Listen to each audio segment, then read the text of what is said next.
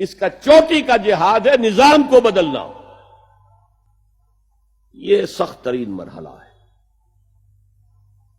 اس لیے کہ ظاہر بات ہے کہ خلا تو کہیں ہے نہیں، کوئی نہ کوئی نظام تو ہے،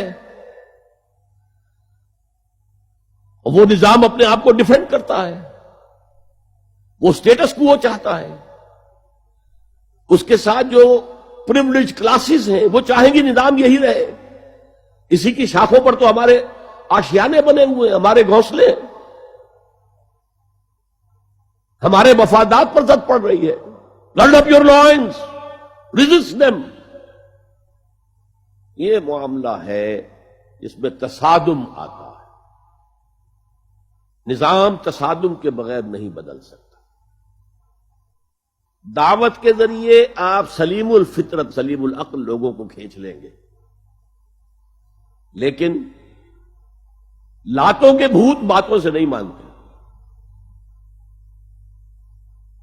جن کے ویسٹڈ انٹرسٹ ہے وہ نہیں چھوڑیں گے. ان میں سے بھی ہو سکتا ہے نکل آئے. ابو بکر صدیق انہی میں سے تھے، عثمان غنی انہی میں سے تھے، لیکن نکل آتے، لوگ نکل آتے. لیکن اکثریت ان کی وہ ڈٹ جاتی ہے. گارڈ اپ یور لائنز، اپنے مفادات کا تحفظ کرو، بچاؤ اپنے مفادات کو. تو تصادم بیکمز انیویٹیبل.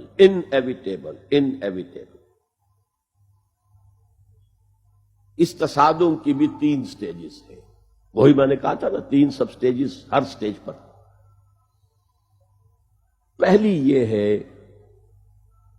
جسے پیسو ریزسٹنس کہا جائے گا. ظاہر بات ہے کہ کانفلکٹ تو انقلابی لوگوں نے پیدا کیا ہے نا. معاشرہ تو بس رہا تھا، غلام اپنے قسمت پر شاکر و صابر تھے. غربا کہتے تھے ہماری تقدیر ہی یہ ہے، ٹھیک ہے. اسی لیے تو مارکس نے کہا کہ یہ اوپیم آف دی ماسز ہے مذہب. اس نے کانفلکٹ کس نے پیدا کیا؟ جس نے کہا یہ غلط ہے، یہ نظام صحیح نہیں ہے، یہ ریپریسو ہے، یہ ایکسپلائٹیٹو ہے، یہ ڈسکریمنیٹو ہے، اس میں تقسیم دولت کا نظام غلط ہے. ایک طرف ارتکاز دولت ہے، دوسری طرف احتیاج ہے، بھوک ہے، مفلسی ہے، قلاشی ہے. جو یہ کہتے ہیں تو گویا کہ ایک تالاب پرسکون تھا، اس نے پتھر تو آپ نے مارا نا. اب جو لہریں اٹھیں گی تو be prepared to face the music. چنانچہ مارو ان کو قتل کرو، ان کو جیلوں میں ٹھونس دو، ان کو یہ کرو، ان کو وہ کرو. اس سارے معاملے میں پہلی سٹیج ہوگی اس نظریاتی اور نظام کے تصادم میں ٹیک آل پرسیکیوشن وداؤٹ اینی ریٹیلیشن. اگر آپ وائلنٹ ہو گئے فرام دی ویری بگننگ تو جو پاور اس وقت ہے موجود، جو نظام ہے اس کو ریپرزینٹ کرنے والی جو حکومت موجود ہے، وہ آپ کو کرش کر کے رکھ دے. You have to buy time. اور اس کے لیے کیا ہے؟ وہ تمہیں مارے تم جواب نہ دو، وہ گالی دے تم انہیں دعائیں دو، وہ پتھر مارے تم پھول پیش کرو. ادفع باللتی ہی احسن، بہترین انداز میں دفاع کرو. اسے کہتے ہیں پیسو ریزسٹنس. حضور کی سیرت میں پورے 12 برس یہ حکم تھا. This was the order of the day. No retaliation whatsoever, no raising of hands even in self defence. اور یہ میں آپ کو بتا چکا ہوں. مہاتما گاندھی نے کہا، سرحدی گاندھی عبد الغفار خان سے، کہ میں نے یہ عدم تشدد جو ہے، تشدد کا جواب تشدد سے نہ دینا، یہ میں نے سیکھا ہے حضرت مسیح سے اور حضرت محمد سے صلی اللہ علیہ وسلم. حضرت مسیح کی زندگی پہلی سٹیج ہی پر تک رہی، آگے کی وہ مہم چلی ہی نہیں، اس لیے کہ آپ کو ریسپانس ملا ہی نہیں. کہتے ہیں کل 72 آدمی ایمان لائے تھے ان پر، اور ان میں سے بھی 12 تھے جو ان کے مخلص ساتھی تھے، حواریین تھے، ہر وقت ساتھ رہتے تھے. اور ان میں سے بھی ایک وہ تھا جس نے غداری کر کے گرفتار کرایا ہے، ان کی اپنی روایت کے مطابق. اس کو چھوڑیے، تفصیل میں نہیں جانے کی ضرورت نہیں. تو بہرحال اس سے اگلی سٹیج کیسے آتی ہے؟ دعوت وہ دیتے رہے، وعظ کہتے رہے، یہ سب کچھ کرتے رہے. سیکنڈ سٹیج تک رہے. تھرڈ سٹیج تک تو جب تک کہ قوت حاصل نہ ہو، یو کانٹ پروسیڈ.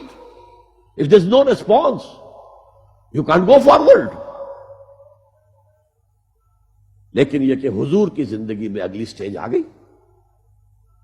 ساتھی آئے, انہیں مارے کھانی پڑی, دہکتے ہوئے انگاروں پہ لٹایا گیا, جانوروں کی لاشوں کی طرح ان کی گردن کے اندر رسیاں باندھ کر انہیں گھسیٹا گیا گلیوں کے اندر. سب کچھ ہوا ہے, برداشت کیا. انہیں قتل بھی کیا گیا. حضرت سمیہ, حضرت یاسر پہلے مقتولین ہیں, میاں بیوی رضی اللہ تعالی عنہما. سب کچھ ہوا ہے, برداشت کرو. اسبرو اسبرو اسبرو, صبر کرو.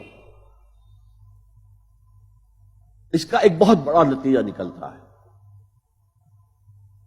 اس معاشرے میں جو سائلنٹ میجورٹی ہوتی ہے, وہ سائلنٹ میجورٹی سائلنٹ تو ہوتی ہے, ڈمب تو ہے, ڈیف نہیں ہے, بلائنڈ نہیں ہے. وہ بلال کی چیخیں تو سن رہی ہے نا, وہ دیکھ رہی ہے کس طرح دہکتے ہوئے انگاروں پر خباب بن الارت کو لٹایا گیا. یہ جو سائلنٹ میجورٹی ہوتی ہے, اب یہ سوچتی ہے ان کے اوپر کیوں یہ تشدد آ رہا ہے. کیا بلال نے آقا کی کوئی چوری کر لی تھی؟ کہیں خدا نہ خواستہ خاکم بدہن آقا کی بیٹی کی عزت پر ہاتھ ڈال دیا؟ کیا کیا تھا جو یہ آقا جو ہے امیہ ابن خلف یہ کچھ کر رہا ہے اس کے ساتھ؟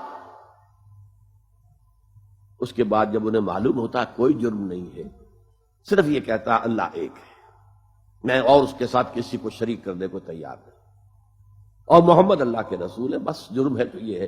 اب اس کا کیا اثر پڑتا ہوگا اس سائلنٹ میجورٹی پہ, اس کا آپ اندازہ کر لیجیے. ان کی ہمدردیاں اندر ہی اندر ان کے ساتھ ہو رہی ہیں. اگرچہ وہ گئے ہیں اپنے لیڈروں کے دباؤ کی وجہ سے غزوہ بدر میں, مفتوح تو پہلے سے ہو چکے تھے. جو دلوں کو فتح کر لے وہی فاتح زمانہ. بہرحال first stage is passive resistance, صبر محض. خليل بالقرآن هو إمامنا